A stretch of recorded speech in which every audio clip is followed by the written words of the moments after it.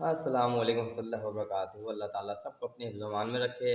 اچھا، پتہ ہے ابھی رمضان آ رہا ہے، ٹھیک ہے؟ اب یہ دیکھیں رمضان میں ہم کیا کریں گے، چیزوں کی قیمتیں آٹومیٹکلی بڑھ جائیں گی، ہر وہ چیز تو روزے دار کو چاہیے، ٹھیک ہے؟ جب مدینے میں قحط پڑا تو حضرت عثمان غنی کا غلہ آ رہا تھا، اور اتنا غلہ ہوتا تھا، کہتے ہیں ایک اونٹ مدینے میں ہوتا تھا تو آخری اونٹ شام میں ہوتا تھا۔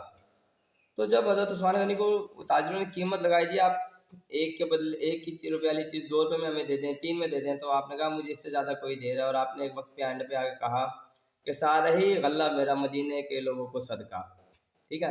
اب ہم مسلمان آج کے کیا کر رہے ہیں؟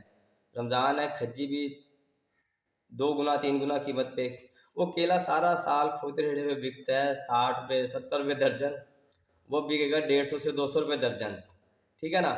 ہر وہ چیز جو روزے دار کو چاہیے وہ ہم نے مہنگی کر دینی ہے۔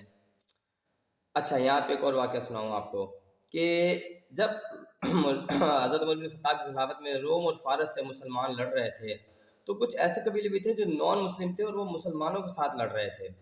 تو کیا ہم ان کو کہیں گے وہ جو نان مسلم ان جنگوں میں مارے گئے کہ یہ شہید ہیں یا جنتی ہو گئے؟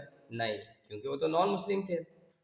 تو بالکل اسی طریقے سے کیا اس پیسے سے ہمارا حج، روزہ، زکوٰۃ، عمرہ یا مسجد پہ یہ پیسہ لگانا ہمارے لیے روزے قیامت بخشش کا باعث بن سکتا ہے؟ کیا قابل قبول ہے اللہ کی بارگاہ میں؟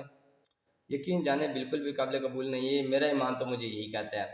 تو بہتر ہے کوشش کریں کہ ان کے لیے اس وقت میں چیزیں کم ریٹ پہ کریں، منافع ختم کر دیں تاکہ اللہ آپ سے راضی ہو جائے، صحیح ہے نا؟ اللہ اس دکھاوے سے راضی نہیں ہوتا۔ تو اللہ تعالیٰ ہمیں عمل کی توفیق دے اور اپنی اصلاح کریں، ٹھیک ہے نا؟ اللہ حافظ۔